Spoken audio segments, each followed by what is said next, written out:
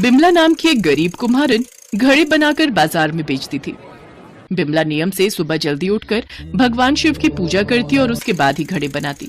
पहले बिमला का पति शंभू ही घड़े बेचने जाता था, पर एक दिन शंभू जब घर लौट रहा था तो एक गाड़ी से टकराकर उसे चोट आ गई। उसके बाद से शंभू घर पर ही था, इसलिए शंभू की पत्नी बिमला ही अब घड़े बेचने जाने लगी। घड़े ले लो घड़े, बढ़िया पक्के घड़े। सुनो, जरा एक घड़ा निकाल कर दो, पर बढ़िया देना, पता चले 2 दिन में टूट जाए। नहीं नहीं बहन जी, मेरे घड़े कच्चे नहीं होंगे, चाहे तो आप सिक्का बजा कर देख लो, टन की आवाज करते हैं मेरे घड़े। घड़े ले लो घड़े, बढ़िया पक्के घड़े। जय शिव शंकर पंडित जी। जय शिव शंकर बिमला बहन। पंडित जी, वो शिव मंदिर के लिए मैंने एक बड़ा घड़ा बना दिया है, गर्मियों में इस्तेमाल हो जाएगा। अच्छा, ये तो तुमने बहुत बढ़िया किया। ठीक है, कल दे जाना। जय शिव शंकर। बिमला शाम को घर लौटी तो दोनों बच्चे सोनू और प्रिया दरवाजे पर खड़े हुए थे। माँ आ गई, माँ आ गई। माँ, हम आपका बहुत देर से इंतजार कर रहे थे, बहुत जोरों की भूख लगी है, कुछ खाने को दो। हाँ हाँ बच्चों, बस थोड़ी देर रुको, अभी मैं तुम सबके लिए कुछ न कुछ बनाती हूँ। बिमला, ये बड़ा घड़ा किसी ऑर्डर पर तैयार किया है क्या? नहीं नहीं जी, ये तो मैंने शिव मंदिर में देने के लिए बनाया है। गर्मी आ रही है, भक्तों को घड़े का ठंडा पानी पीने को मिलेगा, इसीलिए कल सुबह ये घड़ा मंदिर दे जाऊंगी। ये लो जी, तुम दवाई खा लो। बिमला अपने चेहरे की सारी चिंताएं शंभू और बच्चों से छुपा लेती थी। सारा दिन मेहनत करके वो जो पैसे कमाती, उनसे रोजाना के खाने का सामान और शंभू की दवाई ले आती। घर के नाम पर बिमला के पास एक टूटा छप्पर था, जिसमें वो अपने परिवार के साथ रहती थी। फिर भी उसकी आस्था भगवान शिव पर अटूट थी। ओम नमः शिवाय, ओम नमः शिवाय, ओम नमः शिवाय। हे शिव शंकर, मेरे परिवार पर अपनी कृपा बनाए रखना। बिमला शिव जी की पूजा कर ही रही थी कि तभी एक सेठ सेठानी वहाँ आते हैं। बहन जी, हमें घर के लिए एक घड़ा खरीदना है। जी जी बताइए, कौन सा लेना है आपको? यहाँ सारे घड़े रखे हैं। वो बड़ा वाला कैसा है जी? परिवार के लिए पूरा रहेगा, काफी पानी आ जाएगा इसमें। कहे तो तुम ठीक रही हो भाग्यवान। एक काम करो बहन जी, आप हमें वो बड़ा वाला घड़ा दे दो। कितने का है, मैं आपको दाम दे देता हूँ। सेठ जी, ये घड़ा तो मैं आपको नहीं दे सकती, मुझे शिव मंदिर में देना है। आप मुझे कुछ दिन का समय दीजिए, मैं आपको नया बिल्कुल ऐसा ही घड़ा बना दूंगी। ये वाला तो मैंने शिव मंदिर के नाम का अलग कर दिया है। अरे कल किसने देखा है बहन जी, मैं आपको इसके आज और अभी मुंह मांगे दाम दूंगा। हाँ बिल्कुल, अब हमें ये पसंद आ गया है तो आप हमें ये दे दो, आप मंदिर में दूसरा बना कर दे देना। नहीं बहन जी, मैं ये नहीं दे सकती, ये तो मैंने शिव मंदिर के नाम से ही बनाया है। अगर आपको कोई और घड़ा लेना है तो ले सकती हैं, या फिर कुछ दिन रुक जाइए, मैं आपके लिए बना दूंगी। नहीं नहीं, रहने दो, अब आप अपना खुद ही नुकसान कर रही हो तो हम क्या ही बोले। चलो भाग्यवान, चलते हैं, कहीं और से खरीद लेंगे। सेठ सेठानी बिना घड़ा खरीदे ही चले जाते हैं। बिमला घड़ा बेच देती तो अच्छे पैसे आ जाते। अब पता नहीं कोई ग्राहक आएगा भी या नहीं। वैसे तो तुम्हारे लिए फायदे में ही रहता, तुम्हें गली गली घूमकर जितनी कमाई होती है उतनी ये सेठ हमें एक घड़े की दे रहे थे। कुछ दिन तुम्हें भी आराम मिल जाता। नहीं जी, मेरा मन नहीं माना। मैंने बड़े प्रेम से शंकर जी का नाम लेकर ये घड़ा बनाया था। अगर उनकी इच्छा होगी तो कोई और ग्राहक मिल जाएगा, पर अभी तो मैं ये घड़ा शिव मंदिर में देने जा रही हूँ। इतना कहकर बिमला ने घड़ा उठाया और शिव मंदिर देने जाने लगी। तभी एक आदमी और औरत बुरी अवस्था में उसके पास आए और बोले, बहन, हमारी झोपड़ी में आग लग गई है, हमें ये घड़ा दे दो, हम इसमें पानी भरकर अपनी झोपड़ी की आग बुझा देंगे। हमारे पास कोई साधन नहीं है, ये घड़ा बड़ा है, इसमें पानी अच्छे से आ जाएगा, हमारी मदद करो। हाँ बहन, झोपड़ी में हमारा सामान पड़ा है, सब जल जाएगा, हमें ये घड़ा दे दो, तुम्हारी बड़ी कृपा होगी। हाँ हाँ, आप जल्दी से ये ले जाओ, ये लो। पर बहन, तुम तो ये घड़ा शिव मंदिर में देने जा रही थी ना, पर ये तुम हमें दे रही हो। हाँ कोई बात नहीं, मैं शिव मंदिर में दूसरा घड़ा दे दूंगी, पहले आप लोगों को इसकी जरूरत है, जल्दी से जाओ भैया और आग बुझाओ। बिमला की बात सुनकर वो आदमी और औरत घड़ा लेकर चले जाते हैं। इन्हें कैसे पता कि मैं ये घड़ा शिव मंदिर में देने जा रही हूँ? शायद मंदिर के रास्ते जाते देख लिया होगा। बिमला शिव मंदिर में दर्शन के लिए चली जाती है। पंडित जी, वो घड़ा मैं आपको। हाँ बिमला, वो घड़ा तुमने बहुत ही बढ़िया भिजवाया है। तुम्हें पता है, सोनपुर गांव के जमींदार साहब आज मंदिर में दर्शन के लिए आए थे। उन्होंने जब ये घड़ा देखा तो उन्हें बहुत पसंद आया। वो चाहते हैं कि तुम उनके लिए भी ऐसे 5 घड़े बना कर दो। बिमला पंडित जी की बात सुनकर चौंक जाती है। वो देखती है कि कुछ देर पहले उसने जिस घड़े को उन आदमी औरत को दिया था, वो घड़ा तो मंदिर में रखा है। उसकी आंखों में आंसू आ जाते हैं। वो समझ जाती है कि जरूर ये भगवान का चमत्कार है। वो पंडित जी को सारी बात बताती है। बिमला बहन, तुम्हारे तो भाग्य खुल गए, तुम्हें साक्षात महादेव और माता पार्वती के दर्शन हुए। लगता है वे तुम्हारी परीक्षा लेने आए थे। भगवान भोलेनाथ बहुत दयालु हैं। वो तुम्हारी भक्ति से प्रसन्न हुए और देखो, तुम्हारे हाथों का बना हुआ घड़ा आज मंदिर में उपयोग हो रहा है। खुश रहो, सदा खुश रहो। और अब भोलेनाथ की कृपा से देखो, तुम्हें ग्राहक भी मिल गए हैं। अब ऐसे नए घड़े बनाने की तैयारी करो। देखना, तुम्हारे घड़े आसपास के बहुत सारे गांवों में बिकेंगे, क्योंकि अब महादेव और माता पार्वती का आशीर्वाद तुम्हारे साथ है। पंडित जी की बातों को सुनकर बिमला को सचमुच यकीन हो जाता है कि साक्षात भगवान शंकर और माता पार्वती ने उसके जीवन के सारे दुख दूर कर दिए। बिमला सोनपुर गांव के जमींदार साहब के लिए घड़े बनाती है। वो उसे अच्छे दाम देते हैं। धीरे धीरे बिमला के बनाए घड़े आसपास के सभी गांव में बिकने लगे, जिससे बिमला की आर्थिक स्थिति में बहुत सुधार हो गया। अब उसे पैसों की कोई कमी नहीं थी। महादेव की कृपा से शंभू भी अब ठीक हो गया था। अब दोनों मिलकर खूब मेहनत से घड़े बनाते।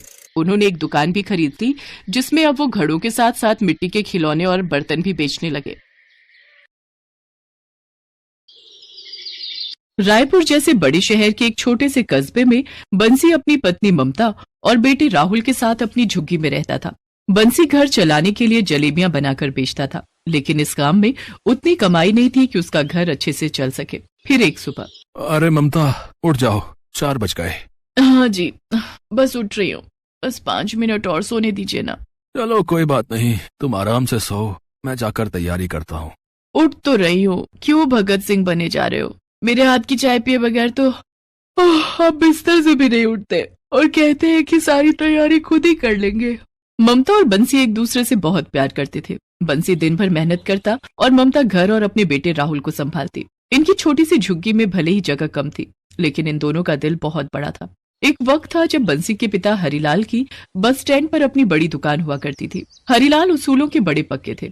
चाहे जलेबी 5 से 10 रुपए महंगी बेचनी पड़े, लेकिन वो कभी भी माल की क्वालिटी से समझौता नहीं करते थे। जबकि इलाके के दूसरे हलवाई खराब और सस्ते सामान से जलेबी बनाकर सस्ते दाम पर ग्राहकों को बेच दिया करते थे, और ऐसा करते हुए वो सब के सब अमीर होते गए, जबकि हरिलाल का काम चौपट होता गया। पहले दुकान गई, फिर एक दिन हरिलाल खुद ही चले गए। बंसी ने अपने पिता के काम को आगे बढ़ाया, लेकिन वो कभी खुद आगे नहीं बढ़ पाया। अच्छा सुनो ममता, देखो मैंने सारा सामान रख लिया है, प्लेटें, चूल्हा, तेल, कपड़ा, पानी, कुछ भूल तो नहीं रहा ना? अरे बंसी महाराज, जलेबी क्या हथेली पर बनाओगे? ओ अच्छा, कढ़ाई तो भूल ही गया। सच में ममता, अगर तुम ना होती तो ये ठेला भी बिक जाता मेरा। जब ममता की शादी बंसी से हुई थी, तब उनके पिता हरिलाल ईमानदारी से अपनी दुकान बचाने में लगे थे। हरिलाल के कई दोस्तों ने उन्हें समझाया कि वो भी बाकी जलेबी वालों की तरह जलेबियों के दाम कुछ कम कर लें, लेकिन हरिलाल हमेशा यही कहते थे कि उन्हें अपने कारीगरों को पैसा देना होता है, और कुछ भी हो जाए लेकिन वो जलेबी में कभी कोई मिलावट नहीं करेंगे। हरिलाल की यही ईमानदारी उन पर भारी पड़ गई। हरिलाल सभी की सेहत का ख्याल करते रह गए और लोग उन्हें लालची और बेईमान समझते रहे। घर चलाने के लिए दुकान बेचनी पड़ी और वो बंसी के लिए छोड़ गए एक ठेला और जलेबी बनाने का हुनर। अरे शंभू, कैसे हो भाई? बस भैया, राम राम। राम राम। पता है आज क्या हुआ? मैंने ठेले पर सारा सामान रखा और कढ़ाई रखना ही भूल गया। अच्छा, इतनी जल्दी बुढ़ापा आ गया क्या है? लगता तो ऐसा ही है। वो तो तुम्हारी भाभी ने याद दिला दिया, वरना जलेबी के हाथ पर बनाते। तुम्हारी भाभी भी यही कहने लगी। शंभू और बंसी बचपन से दोस्त थे। दोनों अपने ठेले आसपास ही लगाते थे। बंसी जलेबी बेचता था और शंभू आलू के पराठे। दोनों दोस्तों में खूब पड़ती थी। बंसी की ही तरह शंभू का भी एक बेटा था जिसे बंसी बहुत प्यार करता था। हर रोज स्कूल से लौटते हुए रोहित बंसी से मिलकर ही घर जाता था और बंसी उसे बड़े ही प्यार से जलेबियां खिलाता था। दूसरी तरफ शंभू भी ममता और राहुल के लिए बढ़िया आलू के पराठे भिजवा देता था। फिर एक दिन, अरे भाई शंभू, किस सोच में डूबे हो? कुछ नहीं भाई, ऊपर वाले का खेल देख रहा हूँ। अरे पर हुआ क्या, ये तो बताओ। सामने वो शोरूम देख रहे हो? अरे यार, फिर से वही बात। कितनी बार कहा है इस तरफ ध्यान मत दिया करो भाई। नहीं भाई, इतनी भी कोशिश करूं नजरें चली ही जाती हैं उसकी तरफ। जब भी उस शोरूम को देखता हूँ बस पुराने दिन याद आ जाते हैं। यहाँ कभी तुम्हारे पिताजी की बड़ी दुकान हुआ करती थी। हर वक्त ग्राहकों की भीड़ लगी रहती थी और मेरे पिताजी भी तो उनके पास ही मुंशी थे। सारा दिन हिसाब लगाते रहते थे और हम दोनों कितनी मस्ती करते थे। लेकिन अब सब बदल गया भैया। कुछ नहीं बदला शंभू, हम तब भी दोस्त थे और आज भी दोस्त हैं। पहले हम लंगोटिया यार थे और अब फटी लंगोट वाले यार हैं। इस बात पर दोनों जोर से हंसने लगे कि तभी बंसी की दुकान पर एक ग्राहक आया। भैया, जलेबी क्या भाव दी? भाई साहब 180 रुपए किलो, अब बिल्कुल ताजी, एकदम बढ़िया। भाई दूसरी दुकानों पर तो 150 रुपए किलो मिल रही है, तो फिर तुम इतनी महंगी क्यों दे रहे हो? भाई साहब, मैं अपनी जलेबियों को बनाने में एक एक चीज बढ़िया इस्तेमाल करता हूँ। मैदे से लेकर तेल तक। आप एक बार चक्कर तो देखो। लाओ जरा चखाओ फिर। स्वाद तो बढ़िया है पर महंगी बहुत है। एक काम करो, बस 20 रुपए की पैक कर दो। बंसी के साथ हमेशा यही होता था। बंसी भी अपने पिता की तरह उसूलों का पक्का था और उसका धंधा भी ऐसे ही मंदा। शंभू ने भी कई बार बंसी से कहा कि वो सस्ता तेल और मैदा इस्तेमाल कर ले बाकियों की तरह, लेकिन बंसी था तो हरीलाल का बेटा। फिर कुछ देर बाद, ताऊ जी। अरे रोहित, कैसा है मेरे जिगर के टुकड़े? मैं ठीक हूँ ताऊ जी। ताऊ जी जलेबी दो ना। हाँ हाँ, क्यों नहीं बेटा, ये ले। ताऊ जी आई लव यू। रोहित के लिए बंसी का प्यार देखकर शंभू की आंखें भर आती थी। वो भगवान से हमेशा यही दुआ करता था कि बंसी पहले की तरह संपन्न और सुखी हो जाए। फिर एक दिन जब रोज की तरह स्कूल से लौटते हुए रोहित बंसी के पास जलेबी खाने आया तो उसके हाथ में एक गिलास था जिसमें काले रंग का खट्टा था। रोहित बेटा, तुम्हारे हाथ में ये क्या है? ताऊ जी ये काला खट्टा है, खट्टा मीठा, एकदम ठंडा, बहुत मस्त है। आप भी खाकर देखो ना। नहीं नहीं, तुम ही खाओ भाई। अच्छा, जलेबी नहीं खाओगे आज? ताऊ जी पहले खट्टा खाऊंगा फिर आपकी जलेबी। अच्छा ठीक है, आओ मेरे पास यहाँ बैठकर खाओ। जैसे ही बंसी ने रोहित को गोद में उठाया, उसके हाथ से काले खट्टे का ग्लास जलेबी बनाने के घोल में गिर गया। हल्का गुलाबी मैदा फौरन काला हो गया। तभी शंभू चीखा, अरे बंसी भैया संभाल के। ओफो, ये क्या हो गया? सॉरी ताऊ जी, वो गलती से गिर गया मुझसे। इधर आ तू, इधर आ, अभी बताता हूँ तुझे। जाने दो शंभू, क्या कर रहे हो, बच्चा है। कोई बात नहीं रोहित, तुम घर जाओ। लेकिन भैया ये तो सारा का सारा घोल ही खराब हो गया। तो क्या हो गया बंसी? तुम तो ऐसे चिंता कर रहे हो जैसे सारे लोग मेरे ही ठेले पर टूट पड़ने वाले हैं। पर भैया नुकसान तो हो गया ना। ताऊ जी मुझे माफ कर दो। नहीं बेटा, चुप हो जाओ, तुम्हारी कोई गलती नहीं। आओ तुम मेरे पास बैठो। बंसी ने रोहित को तो माफ कर दिया, लेकिन उसकी समझ में ये नहीं आ रहा था कि अब वो करे क्या। वो पूरे घोल को फेंकने के बारे में सोच ही रहा था कि तभी रोहित ने उससे कहा, ताऊ जी एक बात बोलूं? चुप रह तू, वरना अभी यही मार खाएगा। शंभू तुम चुप रहो। हाँ रोहित बोलो बेटा। ताऊ जी अगर आप इसी घोल से जलेबी बनाओगे तो मस्त काले रंग की खट्टी मीठी जलेबी बनेगी। मुझे लगता है उनका स्वाद बहुत ही अच्छा होगा। रोहित की बात सुनकर शंभू को गुस्सा आ गया और वो चीखते हुए बोला, ओए तू भाग यहाँ से, वरना अभी मार मार कर तेरा पराठा बना दूंगा। रोहित मार के डर से वहाँ से भाग गया। लेकिन बंसी अब भी रोहित की कही बात के बारे में ही सोच रहा था। क्या सोच रहे हो भैया? वैसे रोहित ने अच्छा आइडिया दिया है, ऐसा करके देखें क्या? ओहो भैया, आप भी कहाँ उस बुद्धू की बातों में आ रहे हैं। जलेबियां भी कभी काली होती हैं क्या? इस घोल को वैसे भी फेंकना ही है, तो क्यों ना एक बार कोशिश करके देख ही ली जाए। इतना कहकर बंसी ने उसी काले घोल से जलेबियां बनाई। जब जलेबियां बन गईं तो वो बिल्कुल अलग दिख रही थी क्योंकि उनका रंग काला था। बंसी ने एक प्लेट में वो जलेबियां रखकर शंभू को दी और कहा, लो भाई जरा चक्कर तो बताओ। भैया आइडिया तो सही दे गया लड़का, सच में कमाल हो गया। क्या मजेदार जलेबी बनी है, पहले खट्टा खट्टा और फिर पूरा मुंह मीठा हो गया। लो लो ना, तुम भी खा के देखो। शंभू के कहने पर बंसी ने जलेबी चखी और उसकी आंख में आंसू आ गए। वाकई उन काली जलेबियों का स्वाद बहुत अलग और बढ़िया था। तभी एक ग्राहक बंसी के ठेले पर आया। अरे यह जलेबी जल गई है क्या? जली नहीं है भैया, जलेबी स्पेशल है, काली जलेबी रायपुर वाली। अच्छा तो लाओ चखाओ तो जरा।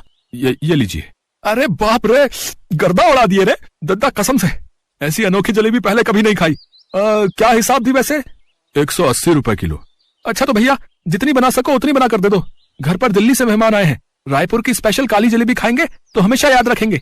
ग्राहक की बात सुनकर शंभू और बंसी के चेहरे पर मुस्कान आ गई। दोनों ने मिलकर ढेर सारी जलेबियां बनाई। धीरे धीरे बंसी की ये अनोखी काली जलेबियां दूर दूर तक मशहूर हो गईं और मिठाई के तौर पर लोगों की पहली पसंद भी बन गई। लेकिन फिर भी बंसी ने अपनी जलेबियों के दाम नहीं बढ़ाए, क्योंकि भले ही अब उसका धंधा बढ़िया चल रहा था, लेकिन था तो वो अब भी अपने उसूलों का पक्का ही। मन घबरा रहा है, ऐसे घर से कहाँ जा सकता है, इधर उधर जरा पड़ोस में ढूंढो। आज जन्मदिन पर हमारे पैर छूने भी नहीं आया, नहीं तो सबसे पहले उठकर हमारे पास आता है। ये नोट मशीन में वंश की टी शर्ट कैसे नजर आ रही है? वंश वंश, इसका मतलब नोट मेरे वंश को खा गई। क्या हुआ, रोने क्यों लगी? विनोद, मुझे साधु बाबा ने बोला था अगर इस नोट मशीन में एक भी दिन कुछ नहीं गया तो ये हम पर हावी हो जाएगी, और ऐसा ही हुआ। आज मैंने मशीन का इस्तेमाल नहीं किया तो इस मशीन ने खुद से मेरे वंश को अपने में ले लिया, और ये देखो बदले में नोट छपे हुए। मेरे बच्चे के बिना मैं क्या ऐश करूंगी। वर्षा रोने लगती है, पर नोट वाली मशीन वर्षा के पति विनोद, सास और ससुर तीनों को खींच लेती है और बदले में ढेर सारे नोट मशीन से बाहर आ जाते हैं। ये नहीं हो सकता, मैं अपने परिवार के बिना ये सब धन दौलत क्या करूंगी। मेरी असली दौलत तो मेरा परिवार है। साधु बाबा आप सही कह रहे थे, मुफ्त का धन खुशी नहीं देता, मेहनत से जितना भी कमाओ खुशी देता है। बाबा ये मशीन वापस ले लो, मुझे मेरे अपने दे दो, मैं कभी लालच नहीं करूंगी। नोट मशीन मेरे परिवार के लोगों को वापस कर, नहीं तो मैं तुझे तोड़ दूंगी। हे भगवान, इसके दिन में देखने वाले सपनों ने तो दिमाग खराब किया हुआ है, तभी नींद में सब कुछ फेंक रही है। वर्षा, ओ वर्षा, आज वंश का जन्मदिन है, उसके दोस्त आते ही होंगे। भटूरे का आटा तैयार कर दिया है, जाकर छोले बना ले। विनोद केक लेने गया हुआ है और तेरे बाबूजी वंश के साथ गुब्बारे फुलाने में लगे हुए हैं। ये सपना था, मेरे अपने मेरे पास है। माँ जी इधर आना, आज आपको गले लगाने का मन हो रहा है। आज इतना लाड क्यों दिखा रही है? कहीं इसलिए तो नहीं छोले भी मैं ही बना दूं? मेरी प्यारी सासू माँ।